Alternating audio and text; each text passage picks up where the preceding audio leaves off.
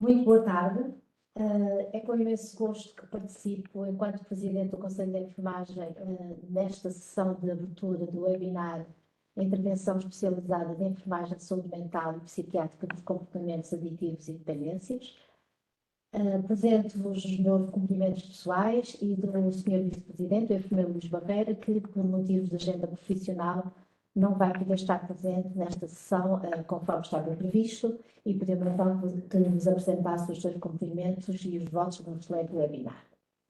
Na pessoa do enfermeiro Francisco Sampaio, quero agradecer à mesa do Colégio de Especialidade de Enfermagem de Saúde Mental e Psiquiátrica o trabalho desenvolvido para realizar mais um webinar e, como já nos têm habituado, sempre com temáticas extremamente interessantes. Um agradecimento particular à Tatiana, à Sofia e ao Paulo, que nos bastidores nos ajudam a fazer acontecer.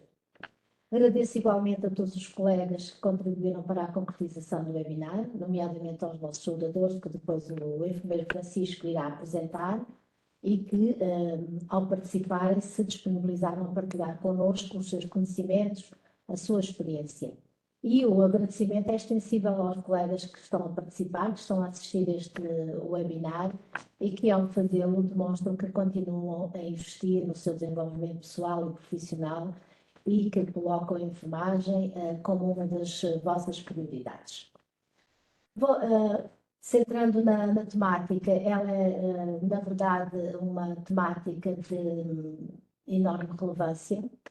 Lamentavelmente, inúmeros fatores têm contribuído para o aumento de consumos, de situações de casos de adição e dependência, e são fatores que, com certeza, irão ser discutidos, abordados. Portanto, eu que até nem sou desta área, nem me atrevo a estar a tecer considerações sobre isso.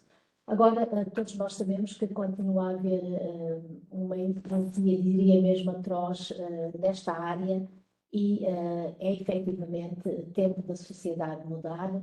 É tempo de cuidar da saúde mental da população, que considero que será um fator fundamental para prevenir comportamentos aditivos, dependências.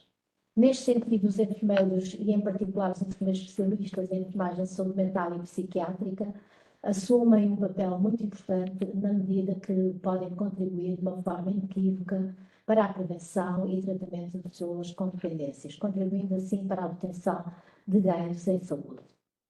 Se a enfermagem assume um papel fundamental e transversal em qualquer tipo de cuidado de saúde, esse papel ainda é mais claro e é mais preponderante em momentos de especial fragilidade, como é o caso das situações de adição e dependência. E é nestas situações que se destaca não apenas a valorização da componente científica e técnica, mas também algo que nos distingue, que é a valorização da componente humana. Nunca é demais agradecer-vos a dedicação, o empenho, o profissionalismo que colocam no vosso trabalho, que todos sabemos não é fácil. Os recursos humanos são poucos e nesta área em particular são ainda menos. É por isso determinante que continuemos a investir na formação de profissionais competentes para trabalhar nestas áreas.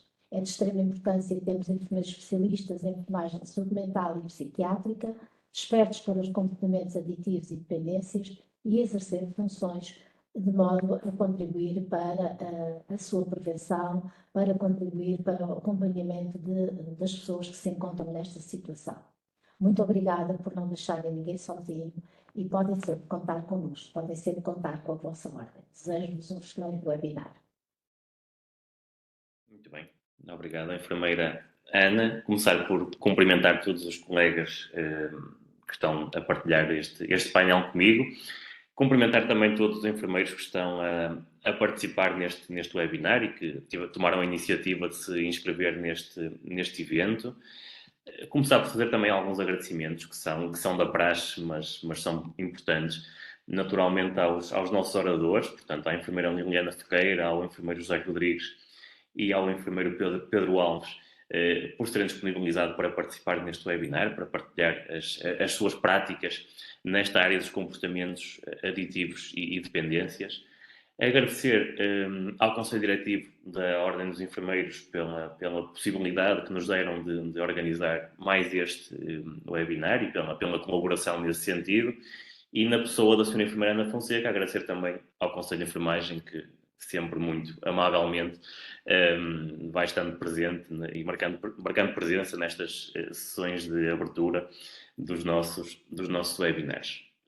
Portanto, hoje aquilo que nos traz aqui são os comportamentos aditivos e as dependências, é discutir aquilo que os enfermeiros especialistas em enfermagem de saúde mental e psiquiátrica podem fazer neste domínio e importa enquadrar este tema e o porquê da opção por este tema para este webinar. Antes de mais, esta é uma área que durante este mandato, da mesa do colégio, naturalmente, ainda não tinha sido colocado de forma clara, pelo menos, em cima da mesa, portanto, pareceu-nos importante fazer aqui algum debate em torno desta matéria. Depois, porque no último webinar que tivemos, houve uma colega que até foi uma das nossas oradoras e que lançou o desafio de discutirmos e debatermos boas práticas de enfermagem especializada de enfermagem de saúde mental e psiquiátrica. E, portanto, achamos por que não trazer aqui à discussão este tema e aquilo que é feito em vários locais, em termos geográficos, do nosso país, nesta área. E, portanto, este é o desafio que hoje se lança. Portanto, teremos aqui um webinar num formato bastante informal, muito mais numa lógica de tertúlia, de partilha de ideias, do que propriamente de apresentações formais, onde poderemos falar um pouco acerca deste tema e daquilo que é feito pelos enfermeiros especialistas em saúde mental nesta área.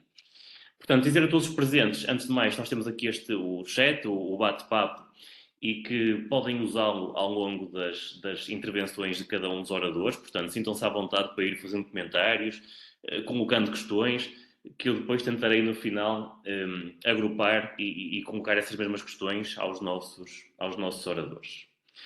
Portanto, passando para a apresentação dos nossos preletores. Portanto, começo por apresentar a enfermeira, portanto, é a única senhora e, portanto, vou apresentá-la em primeiro lugar, a enfermeira Liliana Ferreira, que é naturalmente especialista em saúde mental e psiquiátrica e que trabalha na Unidade de Oncologia do Porto, Dr. José Barrias, no DICAD, da RS Norte, desde 2003. E é também, neste momento, doutoranda em Ciências de Enfermagem no Instituto de Ciências Biomédicas Adel Salazar, da Universidade do Porto. Depois temos o enfermeiro José Rodrigues, também naturalmente enfermeiro especialista em saúde mental e psiquiátrica, desde 2012, que desempenha a sua atividade profissional no Centro de Respostas Integradas de Viseu desde 2006 e coordena a equipa de enfermagem desse mesmo CRI desde 2018. É ainda professor adjunto convidado na Escola Superior de Saúde de Viseu desde 2012, onde leciona, sobretudo, dentro do âmbito temático dos comportamentos aditivos e dependências. Finalmente, o enfermeiro Pedro Alves, que iniciou funções no Instituto São João de Deus, na Casa de Saúde de São Miguel, em maio de 2016, tendo assumido o cargo de coordenador da Valência de Aditologia em 2018, cargo esse que ainda mantém. É naturalmente também enfermeiro especialista em enfermagem de saúde mental e psiquiátrica e colabora com a Escola Superior de Saúde da Universidade dos Açores na orientação clínica de estudantes de enfermagem. E, portanto, estão apresentados os nossos oradores e, portanto, começaria este webinar pelo enfermeiro José Rodrigues e por lhe colocar a seguinte questão. Portanto, aquilo que nós sabemos, e o enfermeiro José seguramente sabe melhor do que nós até, é que alguns dados recentes apontam para o facto de o consumo de álcool em Portugal ter decrescido, ainda que de forma ligeira. Contudo, esta realidade não é igual em relação ao consumo de drogas ilícitas, como por exemplo na cannabis, que duplicou, sendo que essa tendência foi até mais acentuada em pessoas entre os 35 e os 44 anos de idade e não naquelas que são mais jovens, como poderia até ser expectável. E, portanto, a primeira pergunta que colocaria ao enfermeiro José é se essa é a realidade com que também se depara na sua prática clínica e o que é que pode ajudar a explicar esta tendência. Bem, antes de mais, antes de responder à sua pergunta, Francisco, permita-me cumprimentá-lo e cumprimentando o presidente da mesa do Colégio da Especialidade de Saúde Mental e Psiquiatria, cumprimentar também todos os colegas que se encontram, quer os colegas de painel, quer os colegas que se encontram a ouvir-nos. Agradecer também o convite que me foi dirigido pela Ordem dos Enfermeiros e dizer o quanto me orgulha e o quanto fico feliz que estas temáticas também venham a ser debatidas e ter sido alvo de um evento organizado pela nossa Ordem. Bem, tentando responder àquilo que o Francisco me pede, a verdade é que a cannabis não é deste ano, da última década, é das últimas largas décadas, é a substância ilícita mais consumida em Portugal e no mundo. E, portanto, essa tendência tem vindo a manter-se relativamente estanque. No entanto, a verdade é que quando olhamos para os dados de 2017, 2021, e pensando só nas ilícitas, deixando de parte aqui a questão do álcool, quando olhamos para as ilícitas, nós tínhamos nos doentes em tratamento em Portugal sempre uma prevalência, mesmo quer nos doentes em seguimento, quer nas novas admissões, como aquilo que nós designamos a droga aditiva principal, o problema principal relativamente ao consumo referido pelos doentes. A heroína aparecia sempre como claramente a substância ilícita que mais se destacava. Olhando agora para este último quadriênio, verificamos que relativamente aos novos utentes, e portanto respondendo àquilo que é o aumento do padrão de consumo, se isso já se traduz no aumento da procura de uma resposta para o tratamento, nós já encontramos a cannabis e a cocaína a superar aquilo que é a procura pelo consumo de heroína. E realmente tem havido aqui um aumento de consumo de cannabis. É verdade que há um consumo ainda recreativo, mas também há aqui uma prestação. E quando olhamos para o inquérito feito em 2021 pelo Observatório Europeu das Drogas e das Dependências e vamos perguntar aos consumidores de cannabis qual o motivo de consumo, a verdade é que nós olhamos para grande parte destes motivos e olhamos e pensamos que nós, enfermeiros, especialmente nós enfermeiros especialistas em saúde mental, temos que começar a intervir nisso. Portanto, 84% dos consumidores diz que o faz para reduzir stress, para relaxar. 52% para melhorar o padrão de sono. 40% para tratar uma depressão, ansiedade. E depois entramos na questão do socializar, 36%, para reduzir a dor, 15%, e para experimentar, apenas 3%. Portanto, olhamos aqui à procura de cannabis de uma forma recreativa, é verdade. Continua a haver muitos utilizadores que a procuram de uma forma recreativa e muitas vezes também é droga de iniciação dentro do mundo das ilícitas, mas vemos também muitos utilizadores a fazê-lo como forma a lidar com alguns sinais ou sintomas psicológicos psiquiátricos. E isto deve-nos também levar a refletir o que é que nós estamos a fazer do lado da prevenção, o que é que nós, sobretudo, e é isso que nos importa, nós enfermeiros especialistas ou nós enfermeiros, estamos a fazer no âmbito de ajudar a nossa população a criar outras estratégias para lidar com estes sinais e sintomas que são referidos como precipitantes do uso de cannabis. Desde logo, regularização do padrão de sono, desde logo, lidar com a ansiedade e com o stress. Nós temos, por exemplo, a Organização Mundial de Saúde a emitir uma norma em 2019 que exorta os profissionais de saúde a poderem prescrever exercício físico antes de qualquer medida farmacológica. E nós sabemos, nós enfermeiros estamos também muito vocacionados para a monitorização, o cumprimento daquilo que são outras prescrições, neste trabalho de parceria com outras classes profissionais, mas depois às vezes acho que nos vamos esquecendo um pouco daquilo que são o nosso mandato e as nossas prescrições, através dos diagnósticos de enfermagem que vamos criando e que intervenções autónomas nós podemos criar para ajudar o doente a lidar com estes sintomas sem ter que recorrer a alguma coisa. E podemos acrescentar aqui ao cannabis, podemos acrescentar, por exemplo, o uso das benzodiazepinas. Discutíamos há pouco, antes de abrirmos o painel, a forma como nós somos dos países da OCDE que mais prescreve e mais toma benzodiazepinas não prescritas. E isto passa muito por este trabalho, diria, montante de ensinar a população e treinar a população a lidar com alguma desta sintomatologia. E temos que começar a prescrever e a monitorizar, porque mais importante do que prescrever é a forma como monitorizamos o exercício físico ou outras estratégias de coping para lidar com a ansiedade, nomeadamente algo que nos é tão caro a nós especialistas em saúde mental, como a questão do relaxamento, as questões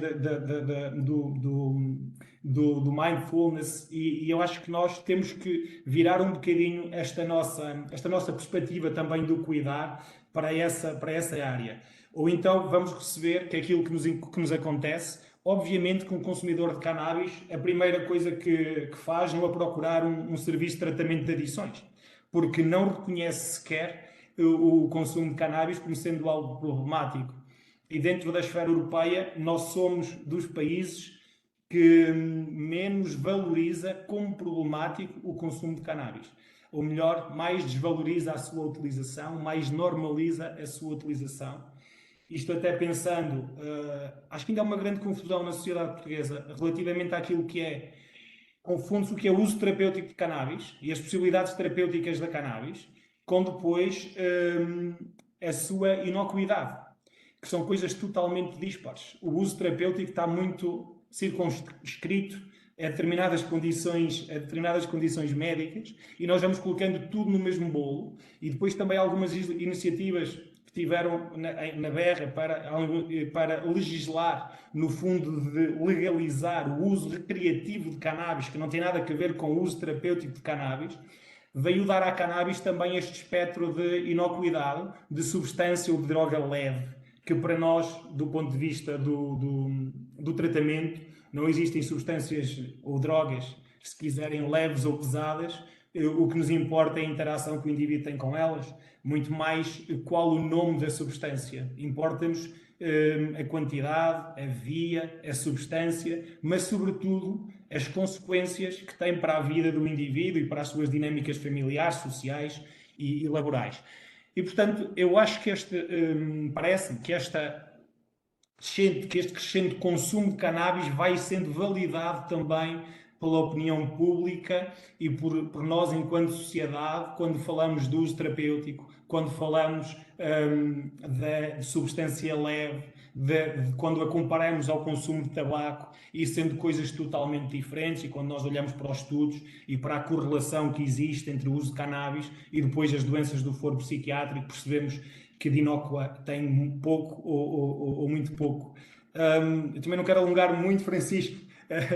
Não sei se fui respondendo àquilo que é perguntado, mas sim, começam-nos a aparecer doentes exclusivamente consumidores de cannabis, infelizmente, e isto tem a ver com a particularidade ainda também do nosso regime, maior parte destes doentes encaminhados pela área legal e não por terem sido diagnosticados pela parte da saúde ou por algum profissional da sua escola ou algum familiar. 75% dos processos abertos nas comissões de dissuasão da toxicodependência, que são as comissões aos quais os cidadãos portugueses podem ser presentes quando apanhados na posse de uma substância ilícita que não extravasa a quantidade média para um consumo de 10 dias. Ok? Isto é o que diz a lei. Portanto, a nossa lei, que vem de 2000, nós somos dos primeiros países do mundo a fazê-lo, descriminalizámos a posse para consumo. Não viemos dizer que podíamos consumir. A verdade é que deixou de ser um crime ter a substância ilícita para consumo próprio. E, portanto, 75% destas contraordenações, destas presenças à Comissão de Dissuasão de Toxicodependência, que são levados os cidadãos pelas forças da autoridade, 75% dizem respeito ao uso de cannabis. Claro que também é ilícita, com maior adaptabilidade a todos os tipos de clima, mais temperados, mais úmidos, mais secos, dão-se em todo lado, inclusivamente nas varandas, no meio do milho, a cannabis dá-se em todo lado e, portanto, facilita também esta disponibilização do consumo. Ok, muito bem, José. Respondeu a tudo e até me fez aqui pensar num conjunto de questões, mas vou terminar aqui a ronda e depois, se calhar, voltamos aí. Já agora dizer também aos restantes colegas que, se a qualquer momento quiserem interromper, quiserem partilhar alguma ideia, portanto, à enfermeira Liliana, à enfermeiro Pedro, sintam-se à vontade para o fazer, até porque a ideia é que isto tenha um registro informal. Muito bem, passando à enfermeira Liliana e passando às questões ligadas ao consumo de álcool. Portanto, no caso do álcool, há uma ligeira, ou aquilo que os relatórios nos indicam, é que existe uma ligeira redução do consumo em geral e do binge drinking em particular. No entanto, essa tendência de decréscimo não se tem verificado, por exemplo, em relação à embriaguez. E, portanto, aquilo que eu perguntaria à Liliana é como é que encara essa nova realidade e o que é que pode explicar, no fundo, esta realidade, que é a realidade mais atual no que diz respeito aos consumos de álcool. Ora, eu vou também agradecer o convite e cumprimentar os colegas do painel, e todas as pessoas que estão a assistir ao webinar. O álcool tem aqui uma roupagem diferente das drogas, não é? Porque sabemos que a parte criminal não está associada aqui ao consumo e à compra do álcool e, portanto, este acesso ao álcool é facilitado, é aceite e muitas vezes é promovido socialmente, não é? O último inquérito, que é de 2016-2017, coordenado pelo professor Casimiro Balsa, da Universidade Nova de Lisboa, de facto relata um ligeiro decréscimo na prevalência do consumo de álcool no último ano às pessoas que foram inquiridas. Mas depois, na prevalência de consumo ao longo da vida, se formos comparar nos dados, há um ligeiro aumento, ou seja, se calhar no último ano as pessoas que beberam foram menos do que no inquérito anterior de 2012, mas ao longo da vida há aqui uma passagem de 73% para 85%, o que me parece assim um número preocupante. Pronto. E depois, se olharmos para a prevalência dos últimos 30 dias, ela tem também um decréscimo, mas depois temos aqui nos últimos 30 dias a beberem cerca de 40% das pessoas na faixa etária dos 15 a 24 anos beberam nos últimos 30 dias. O que me parece ser aqui um dado bastante preocupante. Pronto, nos últimos 30 dias, 40% dos jovens entre os 15 e 24 anos terem bebido, poderá aqui justificar uma faixa etária de pessoas mais jovens a beberem e vir aqui, se calhar, bater na embriaguez. É assim, em termos de seguimento de doentes na unidade de alcoologia onde trabalho, nós seguimos pessoas que procuram ajuda por problemas com o consumo do álcool. Portanto, a embriaguez não é o tipo de pessoa que nos chega ao serviço, não é? E a embriaguez trata-se, na definição até desse questionário, é muito o ter a sensação que está a cambalear, o achar que não se lembra do que aconteceu quando bebeu. E, portanto, esta embriaguez também é muito uma coisa um bocadinho subjetiva, não é? Menos subjetiva do que perguntarmos se bebeu, como no binge drinking, as 6 ou mais bebidas no caso do homem numa ocasião, ou as 4 ou mais bebidas no caso da mulher.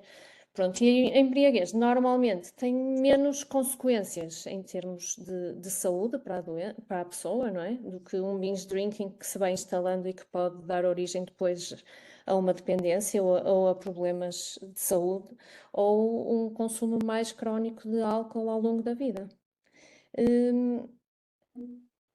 Penso que o que justifica esta embriaguez, o aumento da embriaguez, por acaso, só em termos de, como curiosidade, o aumento da embriaguez relatado neste inquérito que fui consultar está é apenas relativo a um aumento nas faixas etárias acima dos 35 anos. Portanto, não é uma embriaguez, até vai contra os outros dados, não é uma embriaguez dos mais jovens, apesar de eles terem os consumos mais elevados nos últimos 30 dias, mas sendo 2016, tendo sido naquela época pós-Troika, tendo havido aqui alguma sensação, se calhar, de retoma e de capacidade financeira e de alguma abertura, digamos, para poder retomar velhos hábitos, poderá ser por aí, não sei. Muito bem, obrigado, Obrigada. Liliana. Passamos aqui então ao Pedro para fazermos o circuito dos vários tipos de drogas, não é?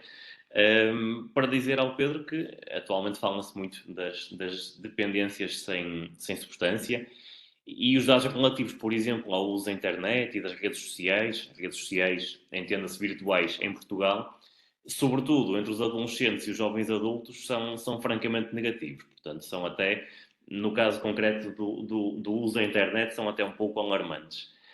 Este é um tipo de problemática, Pedro, com o qual se começa a deparar também na sua prática clínica, ou ainda é assim uma ideia um bocadinho mais distante. E o que é que a sociedade pode fazer para ajudar a controlar este fenómeno? Fala-se muito acerca dele, mas fala-se pouco sobre soluções. Sobre isso, exato. Antes de mais, uma boa tarde a todos, aos colegas de painel e a todos os colegas que nos estão a assistir. Efetivamente, fala-se muito nas dependências sem substâncias, mas cá, como todos já se aperceberam, cá nos Açores, efetivamente, onde eu trabalho, e desde 2016, apenas internamos uma pessoa consumo sem substância, nomeadamente era um utente que era viciado em póquer. Efetivamente, o internamento dele não decorreu da melhor forma e, de alguma forma, eu consigo um telemóvel escondido e jogava às nossas, sem nós nos aperceber. Quando deparamos com essa situação, claro que isto é um motivo motivo disciplinar e ele foi expulso automaticamente do tratamento. Efetivamente, isto é um problema que se vê muito nos dias de hoje e é uma problemática que todos nós devemos ter muita atenção. Isso começa a partir de casa. Choca-me um bocado ver crianças com 2, 3 anos e não sei pai, mas têm familiares próximos, que com 2 anos consegue aceder a um tablet e vai ao YouTube ou a outra aplicação qualquer e escolhe a música que deseja, o vídeo que deseja. Isso é muito preocupante. Nós sabemos que nos dias de hoje a vida não está fácil para a maior parte das pessoas, os pais já chegam saturados e cansados da casa, do trabalho, e é muito mais fácil colocar um smartphone, um tablet à frente de uma criança à hora de jantar, faz com que a criança fique calma e muitas das vezes é usado como chantagem para, na hora da refeição, para a criança comer. E acho que, do meu ponto de vista, tem que se pôr limites e regras neste sentido, desde o início, da infância, não digo nascimento, desde criança, impor regras no sentido que à hora da refeição ninguém deverá utilizar o telemóvel, o computador, o tablet, e impor também limites no que diz respeito no horários de utilização, em que os pais também têm alguma atenção, na qual efetivamente os filhos, os familiares pesquisam ou utilizam na internet. Mas em relação à minha prática clínica diária, não é assim, como eu já vos disse, não tem, eu se falar muito, mas ainda não se faz muito nesse sentido. Muito bem, obrigado. Não sei se é transversal aos colegas de painel e aos outros colegas que me estão a assistir. É importante que, efetivamente, partilhassem. Não sei se é só por cá ou por aí também acontece o mesmo. Cara, até podemos pegar nesse tema e transpô-lo aqui para a Liliana e para o José também, tentar perceber a opinião deles agora acerca desta questão dos consumos sem substância, ou das dependências sem substância. É uma coisa que vai aparecendo na vossa prática clínica ou nem por isso? Sim, relativamente àquilo que é o tratamento ambulatório nas realidades dos CRIs, ainda não tem a expressão, claro, das designadas adições com substância, mas começam-nos a chegar cada vez mais doentes dependentes de jogo, seja de gambling, jogo com objetivo de retorno financeiro, seja de gaming, onde o objetivo passa pura e simplesmente por jogar uma PlayStation, um jogo qualquer, um jogo online, e começam a chegar alguns destes doentes. Tipicamente são doentes mais diferenciados do ponto de vista, escolar, curricular, muitos deles com frequência universitária, muitos destes doentes. A sensação a questão das apostas desportivas e a sensação do conhecimento e de poder determinar e controlar determinado resultado esportivo, seja futebol, seja ténis, porque têm um conhecimento mais profundo, faz-nos ter a sensação de predizer qual o resultado e daí obter lucro. Nós vamos nos esquecendo, obviamente, à medida que a dependência se vai instalando, de que, obviamente, as casas de apostas jogam sempre com odds, ou seja, com probabilidades muito superiores àquelas que são as do apostador e, portanto, à medida que nós vamos aumentando o número de apostas, vamos aumentando a probabilidade de perder para a casa de apostas. Mesma coisa que se passaria com os casinos. Nós antes tínhamos a disponibilidade do jogo, ou do jogo a dinheiro, dos chamados jogos de azar, hoje designados de gambling, confinadas à mesa de cartas com os amigos, ou então à distância de um casino, portanto tínhamos que ir a um casino para apostar dinheiro. Hoje qualquer pessoa com um smartphone nas mãos pode perder todo o dinheiro que tem na sua conta em 3, 4, 5 minutos, facilmente, registra-se numa casa de apostas, não há limites de apostas e, portanto, pode apostar todo o seu dinheiro e perder facilmente todo o seu dinheiro. É verdade também que estes apostadores surgem muitas vezes também com comorbilidades psiquiátricas, com alterações da personalidade, com psicopatologia, alguns também com outros comportamentos aditivos, às vezes associado aqui mais aos estimulantes, à questão da cocaína, por exemplo, mas também nos surgem já alguns apostadores cujo único problema aditivo é realmente o jogo.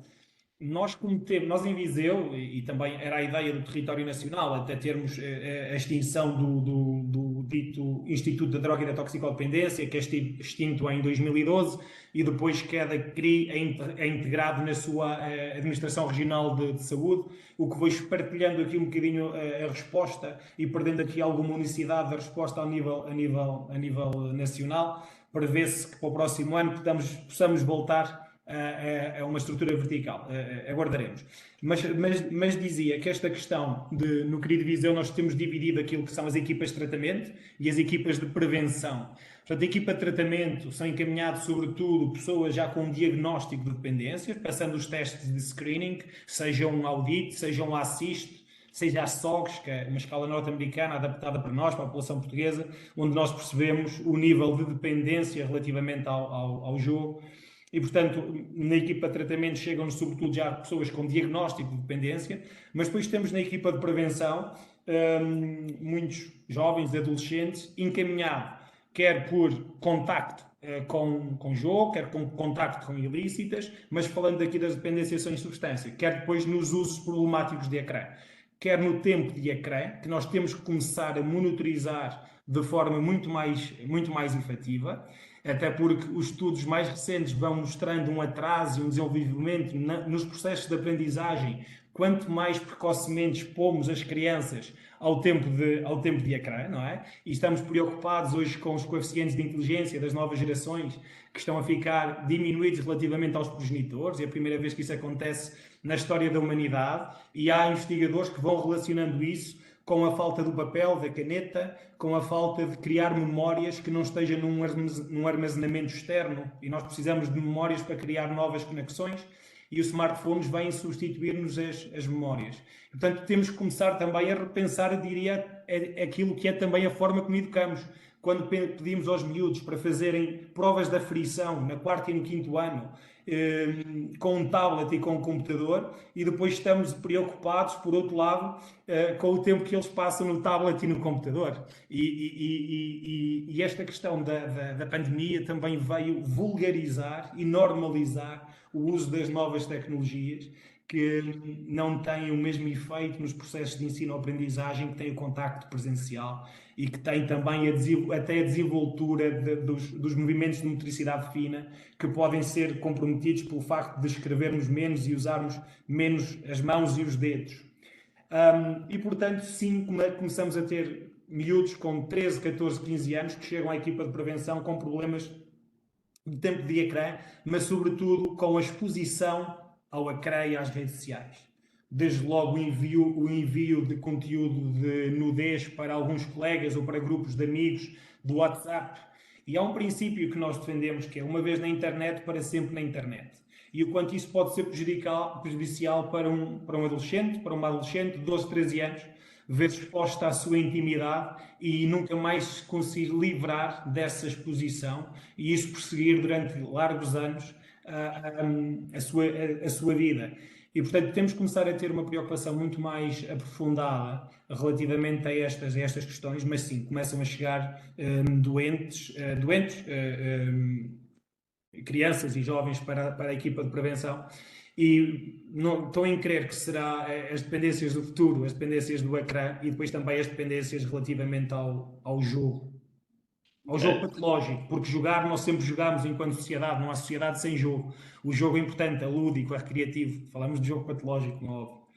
Certo. José, já que estamos aqui a falar de dependências e consumos, vamos chamar-lhe assim, de pessoas mais jovens, aqui há uns anos atrás, e portanto, agora para esta pergunta podia uma resposta um bocadinho mais breve, Sim. mas aqui há uns anos atrás, não há muito, falava-se muito das smart drugs, era uma coisa que estava muito na moda, que eram vendidas nas smart shops, enfim, e que tinham consequências muito dramáticas, às vezes para os jovens, até porque não desconhecia-se algumas das substâncias e, portanto, havia consequências muito nefastas. Lembro-me disso até de quando trabalhava no contexto da prática clínica. A questão que colocaria é: esses consumos ainda existem, ainda são atuais, digamos assim, ou atualmente as tendências de consumo dos mais jovens são diferentes? Olha, mas uma resposta bastante curta, Francisco. Ainda existem estes consumos, mas com a alteração legislativa de 2013, o Decreto-Lei 54, o Decreto-Lei número 54,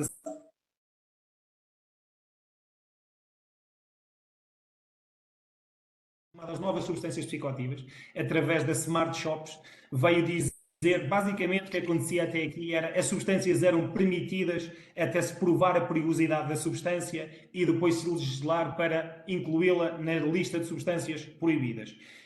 A partir do momento agora que há alguma dúvida relativamente à perigosidade para a saúde pública dessas novas substâncias, pode-se proibir a produção e a comercialização até ficar provado que ela é inócua, ok? E, portanto, muitas substâncias que eram vendidas sob o espectro de fertilizantes para plantas, por exemplo, foram proibidas e colocadas nessa lista e esse problema foi grandemente resolvido e as smart shops foram todas encerradas e, portanto, foi uma questão agora, tem um consumo residual através de compras online, mas não há venda física dessas substâncias. Muito bem. Voltando então aqui às questões ligadas ao álcool, mas focando novamente nas pessoas mais jovens. Pronto. Liliana, aquilo que nós sabemos é que o consumo de álcool em Portugal, entre as pessoas mais velhas, tem uma justificação muito cultural. Portanto, grande parte deles até bebia desde muito tenra idade e, portanto, depois levaram essa prática, digamos assim, para o resto da vida. Nos mais jovens, sabemos também que a influência do grupo de pares tem uma grande importância nos consumos. E a pergunta que te faria é se achas que está a ser feito tudo aquilo que seria desejável ou possível, em termos de políticas públicas de saúde, para controlar esses consumos entre os mais jovens.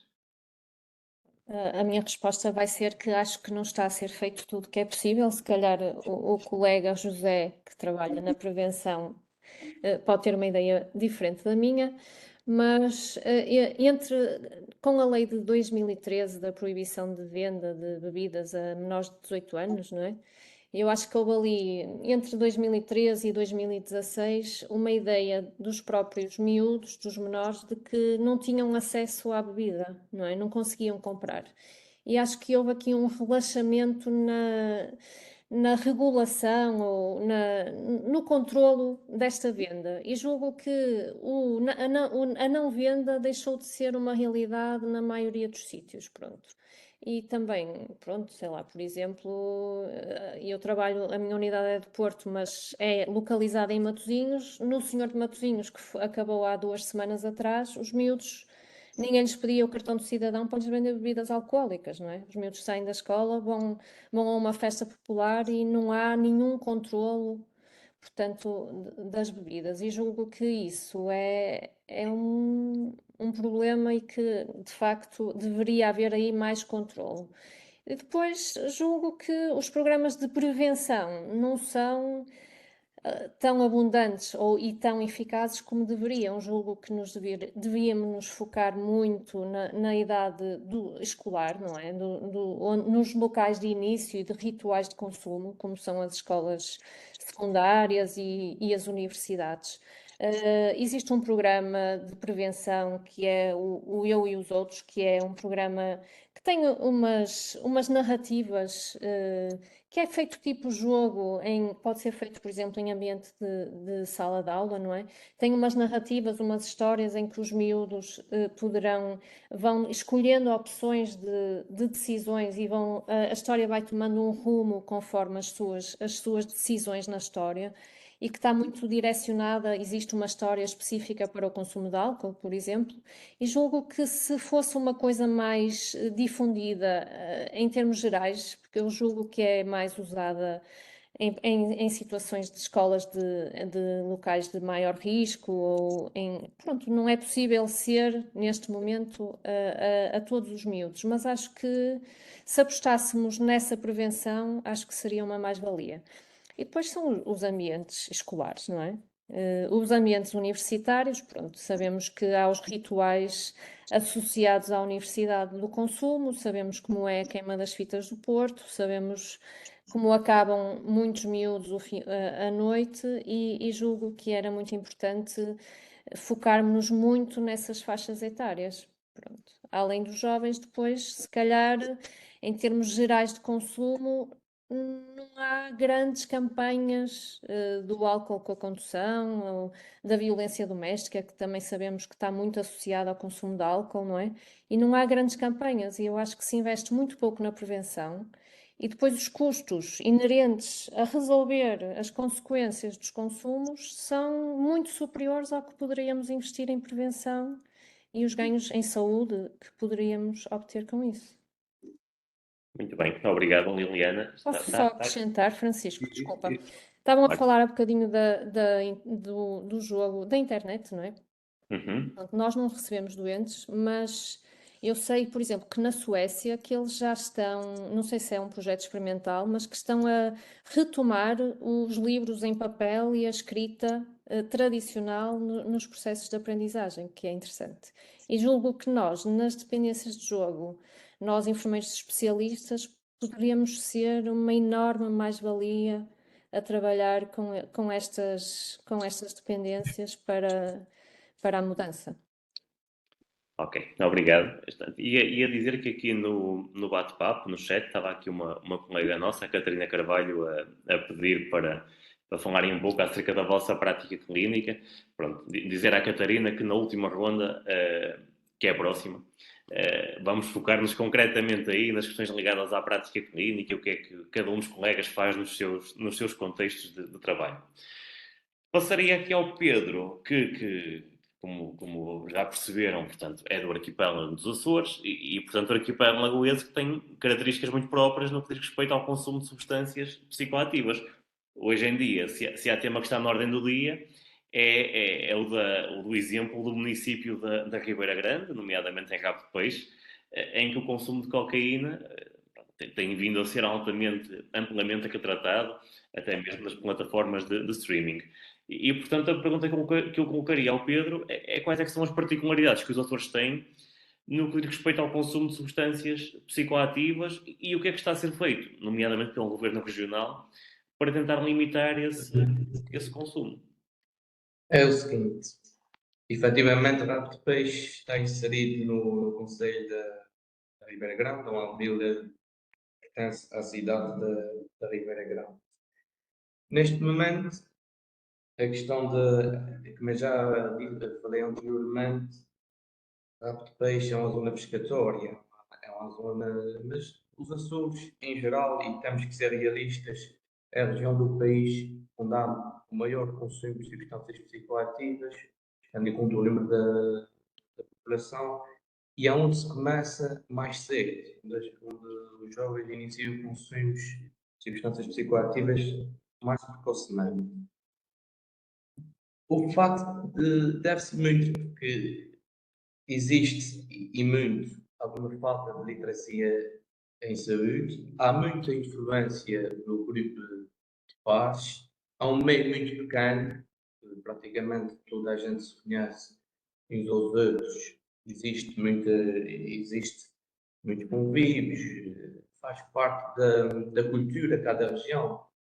Certamente que já viram falar, agora é a altura do Espírito Santo, todas as semanas há festas, e o consumo de álcool e o consumo de substâncias, infelizmente, está inerente a estes invernos.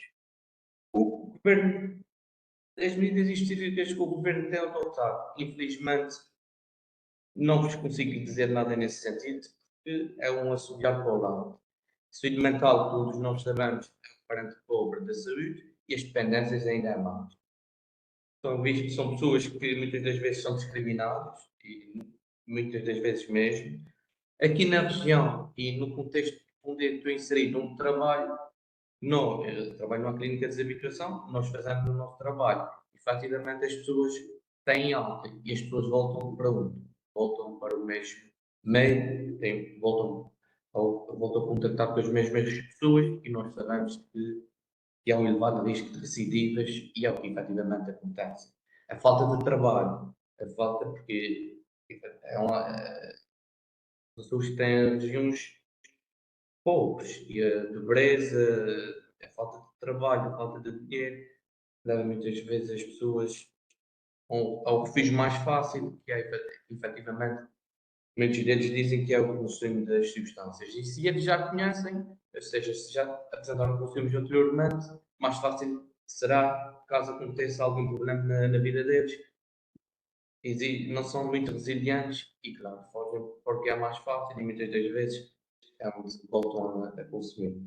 O que falta fazer? Há muito que fazer, efetivamente há muito que fazer, mas que efetivamente é assustador, cada vez interna-se mais pessoas, mais jovens, com consumo de substâncias psicoativas, e já não se interna muito as denominadas drogas clássicas, como heroína, cocaína, mas sem neste momento 90% dos internamentos é de utentes com consumos ativos das novas substâncias psicoativas, em que eles, efetivamente, muitas das vezes não sabem o que é que consomem, nós ficamos por vezes sem saber o que fazer, efetivamente ainda não há diretriz nesse sentido, porque a substância ativa tem constante mutação e muitas das vezes nem eles sabem o que é que consomem, nem nós, efetivamente, temos muitos testes inerentes às drogas sintéticas e muitas das vezes mesmo assim a urinam e o teste é um resultado negativo, portanto nem eles sabem efetivamente, nem nós sabemos o que é que eles andam a consumir. Tem sido muito difícil e infelizmente cá na região não perspectivo um futuro resolve nesse sentido, caso não se faça alguma coisa por parte das entidades responsáveis, efetivamente os utentes têm alta, depois deixam de ter acompanhamento. Nós, Casa de Saúde, já damos anteriormente, há uns anos atrás, acompanhamento pós-alta, mas neste momento não conseguimos. Existe falta de verbas, existe falta de enfermeiros e, efetivamente, só para vocês terem noção, sou o único enfermeiro da equipa especialista. E tem sido difícil. E não perspectivo um futuro risonho, mas já que parti muita pedra e sou um pouco otimista que o futuro será que haja uma luz no fim de túnel, digamos assim. Muito bem, obrigado Pedro. Pronto, agora passamos aqui para a nossa.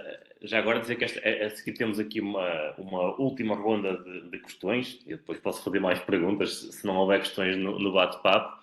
Mas, portanto, incentivar aqui os colegas a colocarem as questões que entenderem para depois podermos colocar aos nossos oradores. Portanto, esta última ronda vai ser muito centrada na prática clínica e, portanto, começaria aqui pelo enfermeiro José, que trabalha, como disse no início, num centro de respostas integradas em Viseu. E a pergunta para o José, esta pergunta, aliás, vai ser igual para todos agora nesta última ronda, é que tipo de intervenções específicas ou diferenciadas, que é chamar assim, é que são realizadas por parte dos enfermeiros especialistas em saúde mental no seu contexto de trabalho e concretamente, que papel é que acha que os enfermeiros especialistas podem ter ou têm junto às pessoas que consomem drogas ilícitas?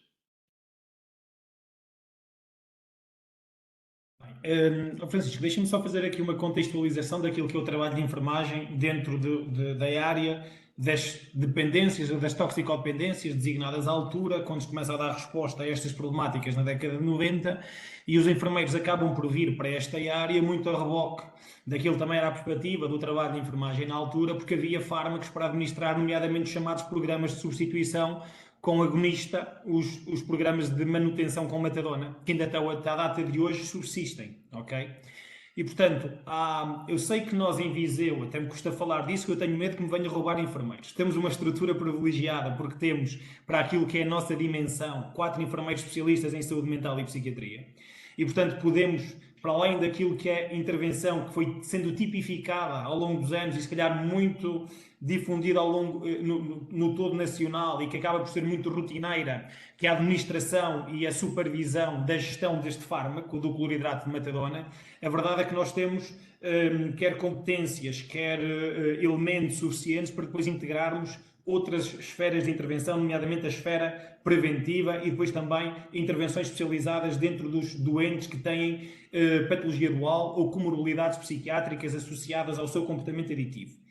E, portanto, nós temos essa facilidade e a verdade é que também, deixem que passar em modéstia, é que também fomos conquistando esse espaço dentro da equipa, porque quando nós enfermeiros chegámos àquilo que era o CAT, o Centro de Atendimento a Toxicodependentes, a verdade é que aquilo que era feito pelos colegas que estavam a trabalhar maioritariamente em acumulação, portanto, colegas que vinham de outras unidades e estavam em acumulação, eu penso que há uma grande alteração a partir do momento que nós fixamos a equipa e que passamos a ter enfermeiros a tempo inteiro no serviço. Portanto, dedicados, preocupados com criar conhecimento na área do comportamento aditivo, desde logo os manuais de boas práticas regionais que foram criados e que foram depois tornados nacionais. E, portanto, houve aqui uma conquista, diria, de novas esferas, novos campos de intervenção para nós enfermeiros. E, portanto, nós fomos integrando também aquilo que é a equipa de prevenção. Eu disse há pouco que os CRIs contêm, para lá da equipa de tratamento, contém equipas de prevenção, de reinserção, de redução de riscos. E, portanto, nós hoje estamos nessas equipas e temos colegas que estão nas equipas de prevenção e que aplicam o programa Eu e os Outros, são formadores no programa Eu e os Outros. Eu próprio participo naquilo que são as intervenções preventivas no Dia da Defesa Nacional. Todos os cidadãos portugueses aos 18 anos são convidados ou obrigados a cumprir o Dia da Defesa Nacional, onde têm intervenções preventivas. E, portanto, não era também habitual que os enfermeiros participassem dessas intervenções e, neste momento, nós também já estamos nessas intervenções. Deixem também que vos diga que, fruto desta parceria que nós temos entre o CRI e a Escola Superior de Saúde de Viseu, esta parceria, esta proximidade, tem-nos trazido também muitos benefícios. Já há pouco confidenciava aqui com o Francisco que o facto de ter tido bastantes alunos do base em ensino clínico, mas também alunos da especialidade em ensino clínico no estágio opcional, que ainda se chama de dependências ou de toxicodependências em algumas escolas, nos trouxe colegas que, desconhecendo a intervenção nesta área, ficaram a gostar da intervenção nesta área e que criaram projetos de raiz específicos que hoje ainda se mantêm. Dou-vos o exemplo, por exemplo, do projeto Por Mim, e aproveito para cumprimentar as minhas colegas, a Clara e a Lúcia, que estarão certamente a ouvir, e a Gabriela, que a Clara, enquanto estudante da especialidade, achou por bem pensar em intervir numa intervenção para os familiares do doente com comportamento aditivo. Sabemos o quanto impacta o ter no seio familiar um doente que padece desta patologia, do comportamento aditivo, o quanto isso impacta na saúde mental, desde logo no padrão de sono, na ansiedade deste familiar. E, portanto, nós criámos um projeto, o Por Mim, que hoje passou o projeto para ser uma intervenção regular no nosso serviço. Temos vários grupos constituídos e que nós continuamos a aplicar este projeto que era de âmbito académico e que hoje estas sessões de relaxamento, um programa de 8 sessões de relaxamento que visa precisamente ajudar os familiares a lidar com a ansiedade, a lidar com, a promover aquilo que é a regularização do padrão de sono, onde a intervenção é única e exclusivamente com o foco no familiar do doente com comportamento aditivo. Depois, claro, aquilo que é o nosso conhecimento em saúde mental e psiquiatria, sabemos que grande parte destes doentes têm comorbilidades psiquiátricas e, portanto, faz-me todo sentido que nestes serviços, não, obviamente, desprimorando nenhuma outra área de especialidade, todas são bem-vindas ao comportamento aditivo, faz-me todo sentido que as equipas possam ter enfermeiros especialistas em saúde mental e psiquiatria. Mas também deixa-me desmistificar aqui um conceito. Prestar cuidados de enfermagem ao doente adicto não é diferente de prestar cuidado de enfermagem a outros doentes. Há quase que às vezes aqui uma mistificação do que é a intervenção de enfermeiro nesta área. Estes doentes não são doentes diferentes de todos os outros, ok? São doentes disponíveis, com características específicas, sim, mas depende muito, e há pouco a nossa colega a enfermeira Ana falava disso, não só das nossas competências técnicas, mas depois das nossas competências humanas, da forma como cuidamos e como sabemos acolher este doente. Eu, nestes 17 anos que levo de experiência com doentes na área do comportamento aditivo, deixem que vos diga que não é difícil lidar com estes doentes. Temos que esperar por resultados, se calhar a longo prazo. Temos também de ser capazes de estabelecer metas e objetivos tangenciais àquilo que é a paragem do consumo, porque toda a gente olha para nós e pensa sempre como único e exclusivo objetivo a interrupção do consumo ou do comportamento aditivo como sendo a única forma de medir o nosso sucesso. E basta olharmos para aquilo que são as prevalências de HIV relacionadas com o comportamento aditivo. Na década em 2000 tínhamos 70% dos casos relacionados com o comportamento aditivo. Hoje as novas transmissões estão abaixo de 10% relacionadas com o comportamento aditivo. Portanto, tem-se feito um trabalho muito grande na redução da transmissão do HIV, da hepatite C, dentro dos consumidores e que não tem sido feito, por exemplo, nas questão das relações sexuais, homossexuais e heterossexuais, que são quem está a enfrentar atualmente. E, portanto, só para vos dar algum exemplo daquilo que é a intervenção que nós, especialistas em saúde mental e psiquiatria, podemos trazer em ganhos em saúde dentro desta população. O que eu vos posso dizer da minha experiência, porque senão também monopolizo aqui o painel e também não é o meu objetivo, é que, sim, eu gosto muito de ser enfermeiro em especialista em saúde mental, mas gosto mais de trabalhar ainda nesta área específica do comportamento aditivo. É super desafiante, mas também é super recompensador, acreditem que sim. Aberto a questões, Francisco, não quero monopolizar aqui o tempo, portanto, vou-me calar. Obrigado, José.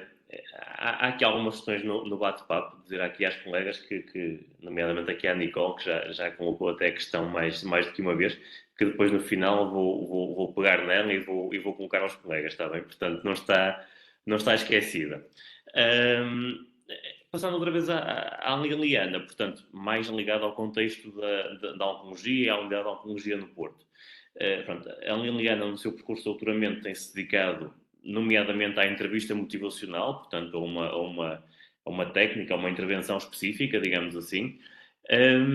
Portanto, a questão é muito parecida com aquela que coloquei há pouco ao José, que é que tipo de intervenções específicas é que são realizadas no teu contexto de trabalho por parte dos enfermeiros especialistas em saúde mental. No fundo, partilhas um pouco daquilo que é a tua prática clínica e algumas dicas de intervenção junto deste tipo de pessoas.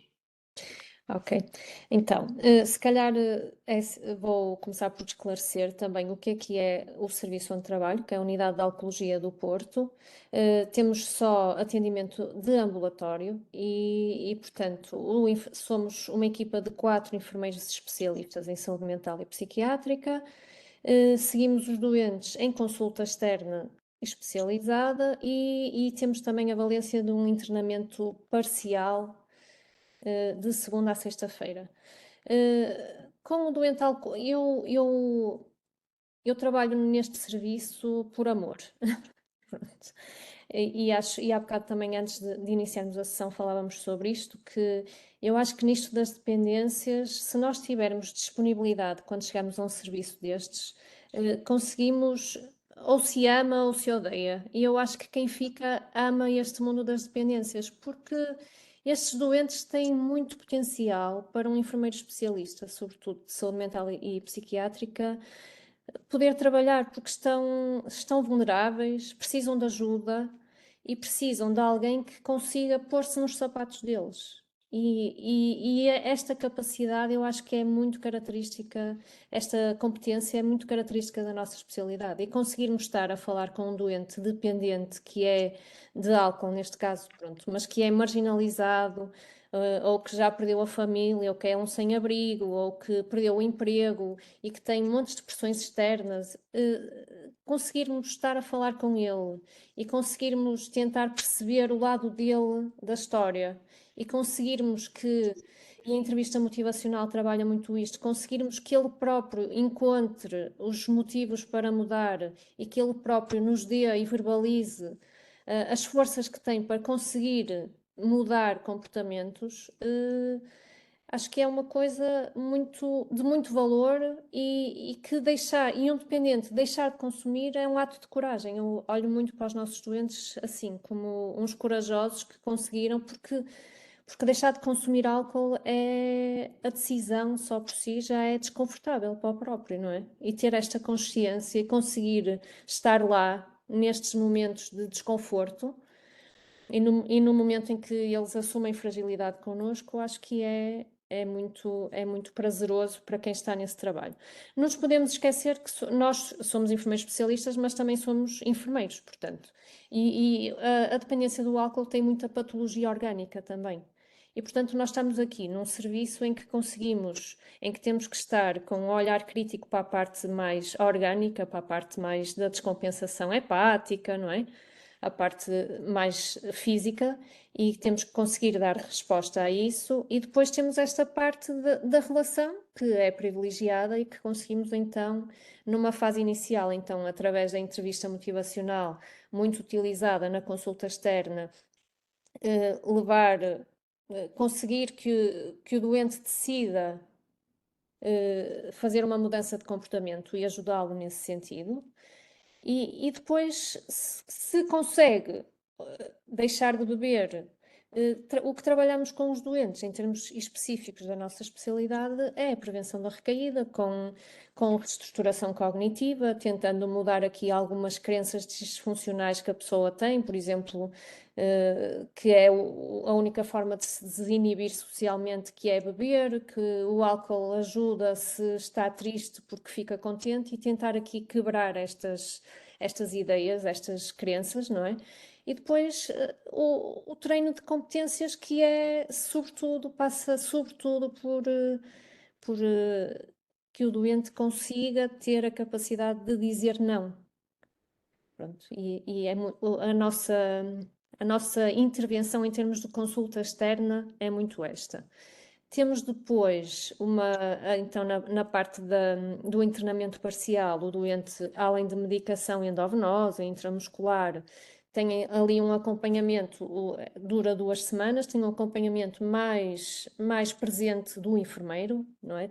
É só um enfermeiro que está com o doente nessas 2 semanas diariamente, e ou o doente chega abstinente, ou é preciso também fazer este trabalho motivacional inicial, e depois é muito a prevenção da recaída após o período de desintoxicação.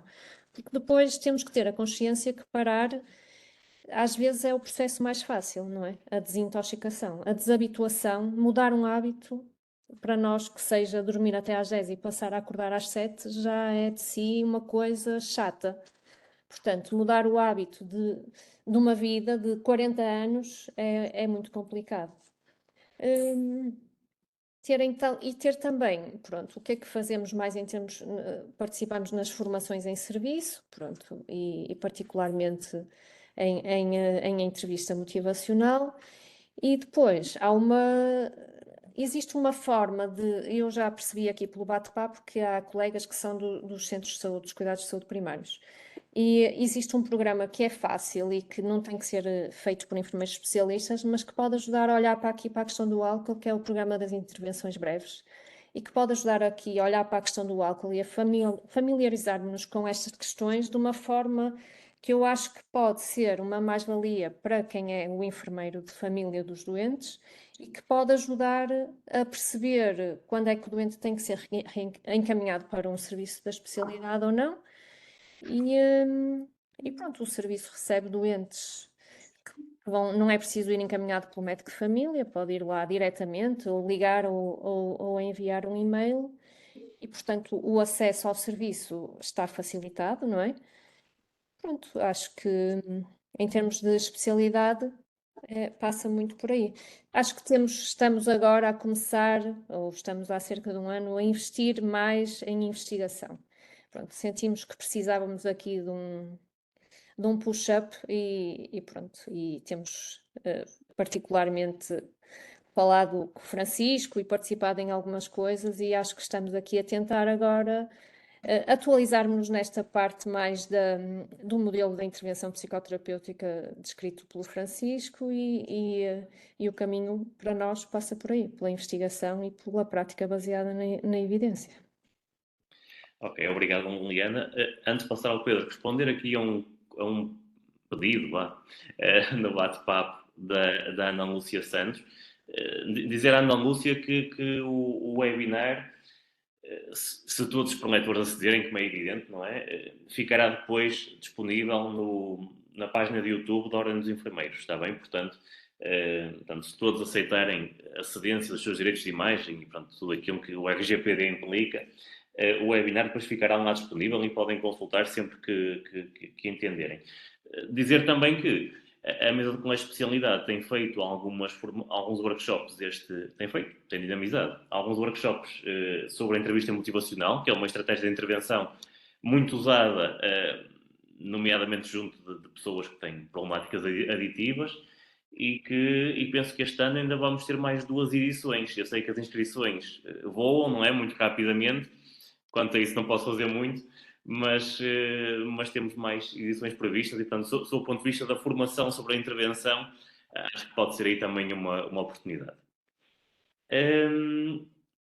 Passando ao Pedro, portanto, o Pedro trabalha num contexto particular, é o único colega aqui do painel que trabalha numa casa de saúde, portanto, a esse nível, num contexto um bocadinho diferente.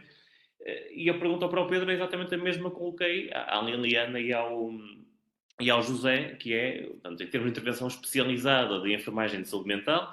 Intervenção especializada já percebi que não haverá muita, porque o Pedro é o único especialista, não é? Mas em termos de intervenção, o que é feito no vosso contexto da prática clínica? Sim, o que disse muito bem, ser o único especialista e, efetivamente, gostaria de ter muito mais tempo, muito mais disponibilidade para intervir de forma diferenciada, porque foi por algum motivo que eu tirei a especialidade.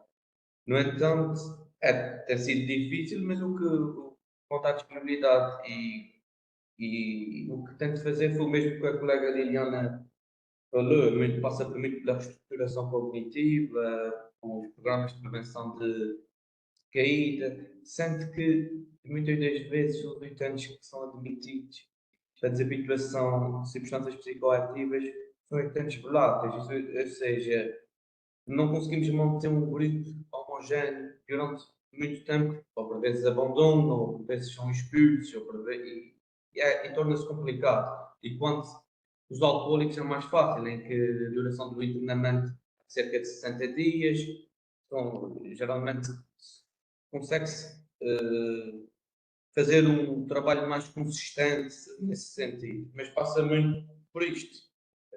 Programas de prevenção de recaída, reestruturação cognitiva, sessões de relaxamento, são as intervenções diferenciadas que muitas das vezes, quanto posso, efetivamente gostaria de ter mais disponibilidade para tal, exerce. É nesse sentido. Muito bem. Obrigado, enfermeiro Pedro. Vou então aqui pegar em algumas. Diz-me, Liliana, querias falar? Sim?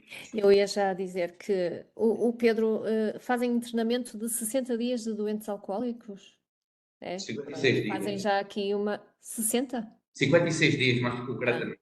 Então fazem já aqui uma desabituação, não é? Sim, Então, sim, sim, têm sim. ali o doente muito tempo e muito disponível, e é uma pena que não haja mais enfermeiros especialistas para trabalharem este doente, não é?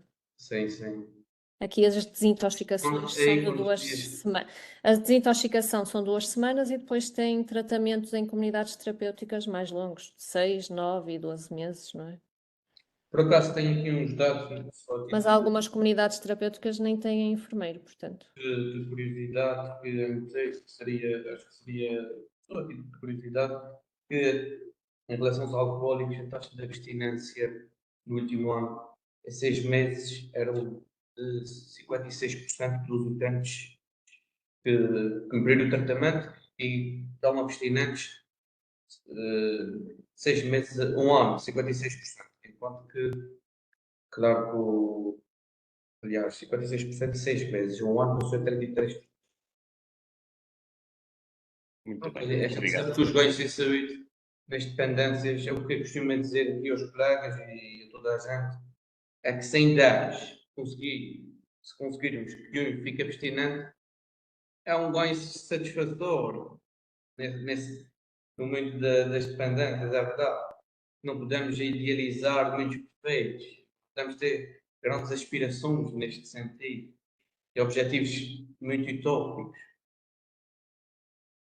Muito bem, obrigado, Pedro. Portanto, pegando aqui, se calhar, para finalizarmos, ainda temos aqui cerca de 15 minutos, portanto, também qualquer questão que queiram colocar, penso que ainda teremos aqui algum tempo para as colocarem no bate-papo. Pegar naquelas questões que já foram aqui sendo colocadas, há aqui uma que a Nicole já colocou 2 vezes, que tinha a ver com. Portanto, ela perguntava se há testes específicos para a detecção de drogas sintéticas na urina. Portanto, não sei se algum dos oradores consegue responder a isto, se tem conhecimento. Sim, há. Sim. Ok, muito bem. Depois, a Ana Simões não fez uma questão, mas fez um comentário, que era um comentário que eu também gostava que vocês comentassem, porque ele é muito curioso. Portanto, a Ana Simões escreveu que as atividades de prevenção concorrem com a liberdade individual de cada um, com a possibilidade de escolha, com a possibilidade de cometer erros, etc. E, portanto, eu pedia-vos um comentário relativamente a isto, porque pareceu-me aqui uma ideia interessante para ser comentada. Acho que a liberdade de escolha informada é sempre melhor liberdade de escolha do que a liberdade de escolha não informada. E julgo que a prevenção não toca em nada na liberdade individual, não é? Acho que até promove uma escolha livre com as opções variadas de caminhos que pode seguir, na minha opinião. Sim, ok.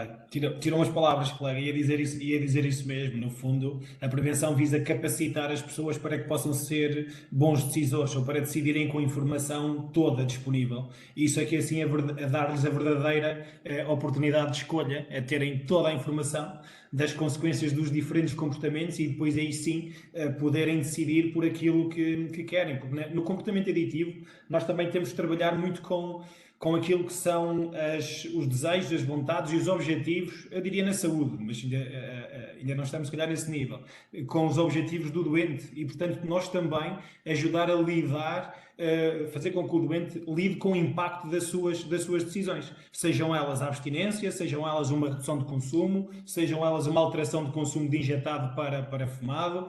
E, portanto, também nos compete a nós reduzir riscos, minimizar danos ou, idealmente, trabalhar para a abstinência se essa também for a decisão informada por parte do doente. Mas, Francisco, se me permites, porque vi aí algumas questões relacionadas com a articulação dos cuidados de saúde primários, depois como é que se faz também com os CRI. Deixem dizer-vos, eu também peço aos colegas que o façam, existe um documento que é a Rede de Referenciação em Comportamento Aditivos e Dependências, que está público desde 2012, salvo erro, e portanto que explicita como o doente pode entrar no tratamento ou na rede pública de tratamento do comportamento aditivo e dependências, com os cuidados de saúde primários designados como intervenção de nível 1, com os CRIs intervenção de nível 2 e depois com as unidades de internamentos como intervenção de nível 3. Também a colega já falou disso, mas reforçar. Nós somos serviços ditos de porta aberta, portanto, qualquer colega, qualquer enfermeiro que tenha a percepção que diagnostica através de uma escala de screening, com um audit, com uma assist, com uma SOX, que aquilo é um comportamento problemático ou um comportamento de risco, pode ela própria ou ele próprio referenciar para um CRI, para uma resposta diferenciada, ok? A própria tabela, a própria escala audit diz-nos que num nível baixo moderado, poderá passar por intervenções breves, que a colega também falava há pouco, a mesma coisa para uma escala assist, que são escalas que estão disponíveis para nós enfermeiros podermos preencher, qualquer enfermeiro poder preencher e a partir dali perceber como deve referenciar e encaminhar o seu doente. E pode ser ele próprio a referenciar para outro colega. Nós acho que falta-nos a nós, enquanto classe também, referenciar-nos mais vezes uns para os outros, enquanto especialistas, enquanto peritos em determinadas áreas. Acho que nós lemos mal aquilo que é a nossa lei e quando falamos em referenciar pensamos logo noutras classes profissionais e nós às vezes temos competências dentro de portas, eu diria dentro da classe profissional para dar resposta. Muito bem. Agora pegaria aqui também uma pergunta da Nicole. Portanto, há pouco respondeu-lhe à questão dos testes para a detecção de drogas na urina. Agora perguntou também se havia testes para a detecção de buprenorfina, peço desculpa, em amostras de urina. Sim. Os testes. Os programas de substituição opiácea, seja com agonista total, com metadona ou agonista parcial com buprenorfina, também existe teste precisamente porque nem sempre todas as tomas são observadas e, portanto, temos que validar se o doente está a fazer ou não a medicação em ambiente domiciliar. Sim, existe. Ok. A Leonora Rebelo coloca uma questão muito interessante. Não sei se vocês têm números, se calhar não têm, mas a pergunta em si é interessante e, portanto, vou colocá-la. Que é se tem ideia da taxa de abandono do consumo de álcool nos utentes que fazem, portanto, internamento de 2 semanas, que é a realidade do Porto, por exemplo, e daqueles que fazem um internamento de 56 dias, não é? Que é a realidade dos Açores. Portanto, e eventualmente não terão números, não sei, mas qual é que é a vossa percepção? Não estou bem a perceber, porque a taxa de abandono relativamente ao volume dos visitantes do internamento é isso. E vocês têm um internamento de 2 meses praticamente, no Porto são 2 semanas. E no fundo aqui a colega, no fundo aquilo que pergunta é se tem alguma ideia da comparação do sucesso do tratamento nos dois contextos. Os tratamentos são distintos. Nós no Porto e no continente o que nós temos uns internamentos de curta duração para desintoxicação. No caso do álcool aqui no Porto é de 2 semanas. E depois temos um internamento mais longo para a desabituação, que é o que fará lá o colega dos Açores. Aqui tem até uma duração mais longa, pode ir até 1 ano, e que é para fazer a desabituação. A desintoxicação, normalmente a desabituação pressupõe que a pessoa sai do seu meio para fazer a desintoxicação e que depois não tem capacidades, ou que já experimentou, ou porque vive num meio complicado para mudar hábitos e conseguir tornar seu não beber, ser normal o não consumo.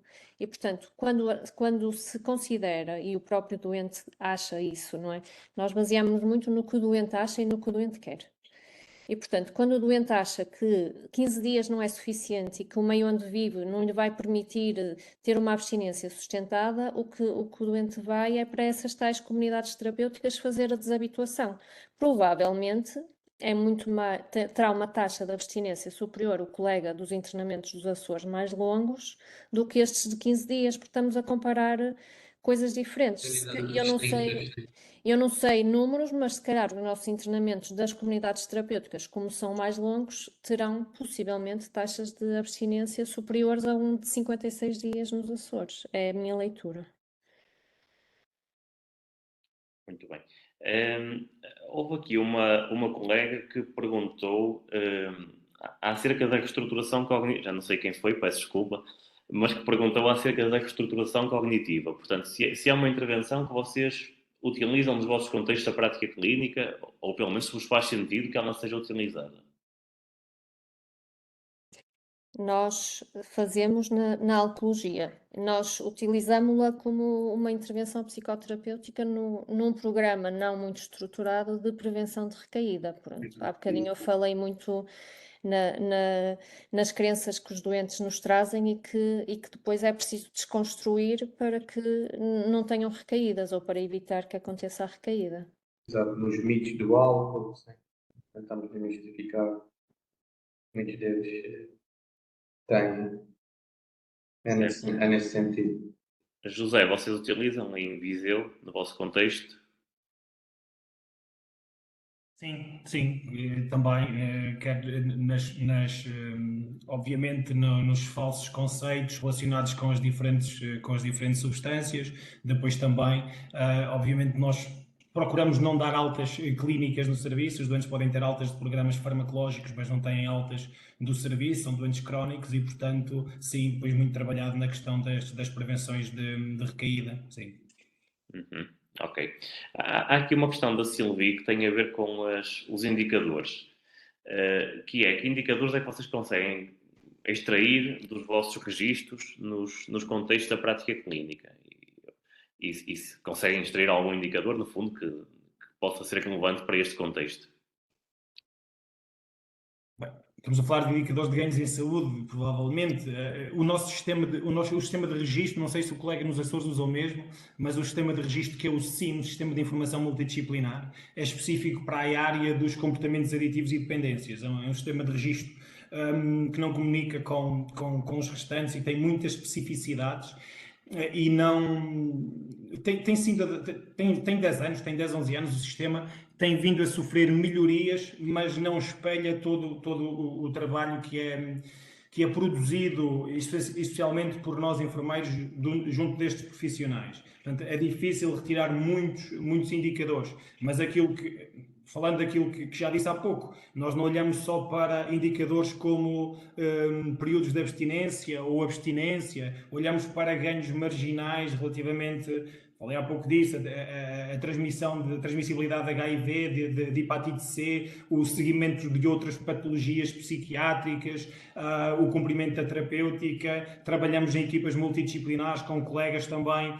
do serviço social e da psicologia, portanto, reinserção destes doentes no mercado de trabalho também é alguma coisa que nos importa, redução dos processos de crime, redução da criminalidade, redução da violência associada ao comportamento aditivo, tudo isto são indicadores importantíssimos para quem trabalha em comportamento aditivo. Ainda agora veio à berra, nos últimos dias, as imagens de Lisboa dos consumidores a fazerem consumos a céu aberto e, portanto, com também o impacto visual que isso tem para os não consumidores e, portanto, tudo isso são indicadores extremamente importantes para quem trabalha, por exemplo, em redução de riscos e minimização de danos.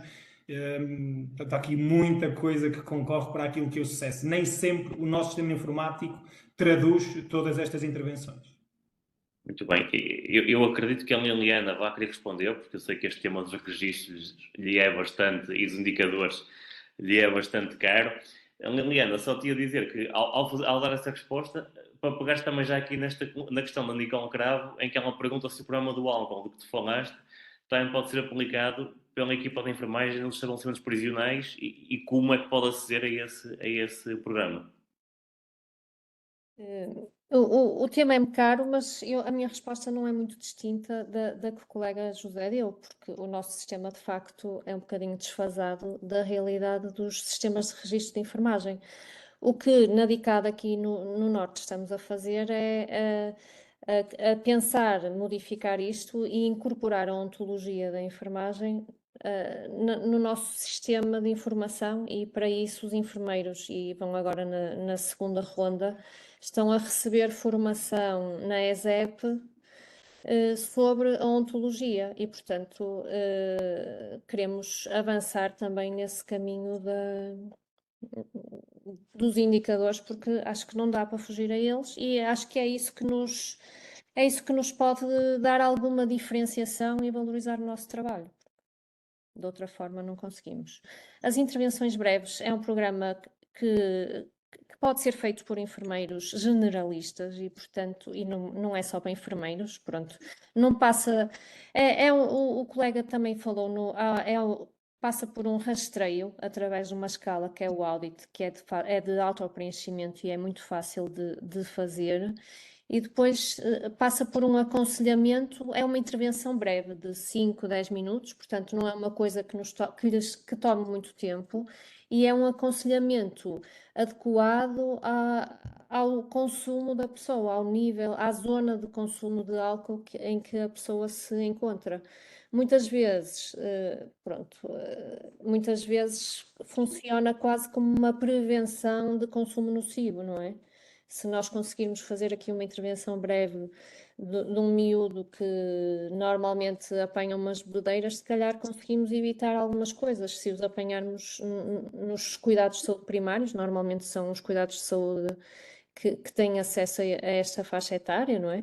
E, portanto, é muito de uma prevenção privilegiada nos centros de saúde, nos cuidados de saúde primários, e que permite também que quem não tem muita experiência na área do consumo de álcool consiga, através da leitura dos resultados da escala, perceber se aquele doente tem indicação para ser encaminhado para um serviço especializado para tratamento ou não.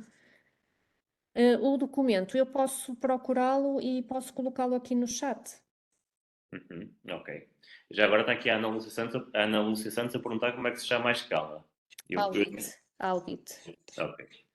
Essa escrevo eu, já fica. Ok, muito bem. Bom, não sei se querem acrescentar mais alguma ideia, só para finalizarmos. O enfermeiro José, o enfermeiro Pedro. Não? É só agradecer o Agradecer convite a ti. e mostrar o meu contentamento por tanta gente ter participado, e bem-vindos às drogas. Ok, enfermeiro Pedro, quer dizer alguma coisa só para concluir? Eu queria agradecer o convite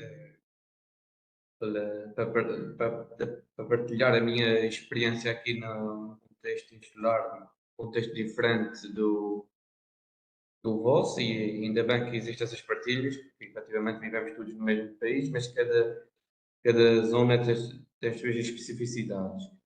Eu acho que nós todos, efetivamente, o consumo de substâncias, tanto de drogas como álcool, há muito trabalho a fazer, porque efetivamente há muita gente que quer consumir e cada vez mais novos, e temos que, de certa forma, não há muitos perfeitos e não vamos resolver esse problema muito, mas tentar se atenuar com que se reduza, porque isso depois tem outras implicações no contexto familiar, no contexto, na parte económica da família, muitas das vezes leva a que haja roubos no interior da família, situações desagradáveis, e nós somos elementos, temos alguma formação nesse sentido, e se pudermos ajudar essas pessoas, eu acho que é de muito bom tom. Ok, muito obrigado, Pedro. Bom, só para terminar, vou agradecer e vou dizer aqui algumas coisas que acho que algumas delas até podem ser úteis face aos comentários que foram colocados no bate-papo.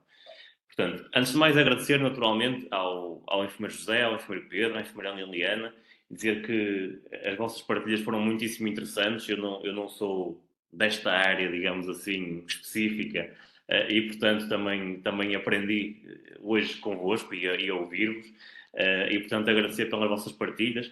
Estaria para muito mais tempo, poderíamos estar aqui muito mais tempo a discutir imensas questões, mas penso que foi um excelente contributo que vocês deram para a enfermagem de saúde mental e psiquiátrica. Agradecer também a quem esteve do outro lado, quem esteve a assistir. Agradecer por esta presença massiva até tão tarde. Eu acho que é o primeiro webinar em que terminamos praticamente com o mesmo número de pessoas com que começamos.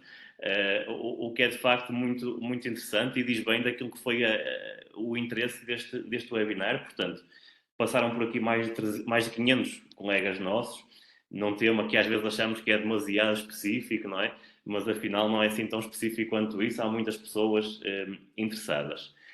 Dizer-vos aqui mais uma ou duas coisas que me parecem importantes, que é, vocês falaram muito aqui no bate-papo das questões das intervenções, da estruturação das intervenções e por aí fora. Tá?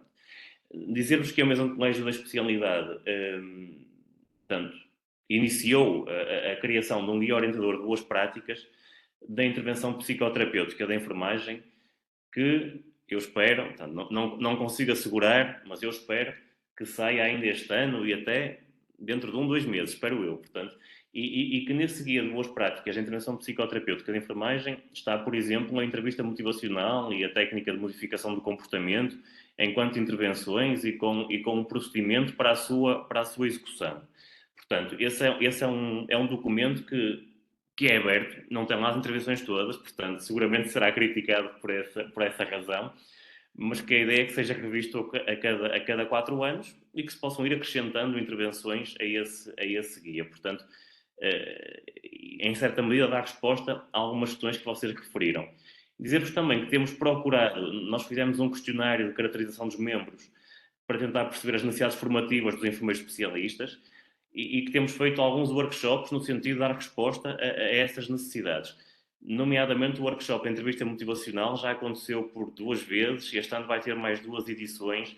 Eu sei que são apenas 25 vagas por cada workshop, sei que há muita gente que se quer inscrever e acaba por não conseguir, mas pronto, a nossa ideia é ir replicando e, portanto, vão tentando inscrever-se e há de chegar o momento em que irão conseguir fazê-lo. Dizer-vos também que, à partida, ainda não está certo, mas à partida teremos um evento presencial ainda durante este ano, portanto, para partilharmos aqui algumas ideias relativas à enfermagem de saúde mental e psiquiátrica, aquilo que é o presente e o futuro da nossa área de especialidade, e, portanto, vão estando atentos, quando essa divulgação for feita, seguramente receberão um e-mail nesse sentido, e pronto, e se quiserem aparecer são bem-vindos, naturalmente, que é sempre um gosto estar convosco. E pronto, agradecer mais uma vez a todos e a todas pela vossa participação e até breve. Muito obrigada. Obrigado.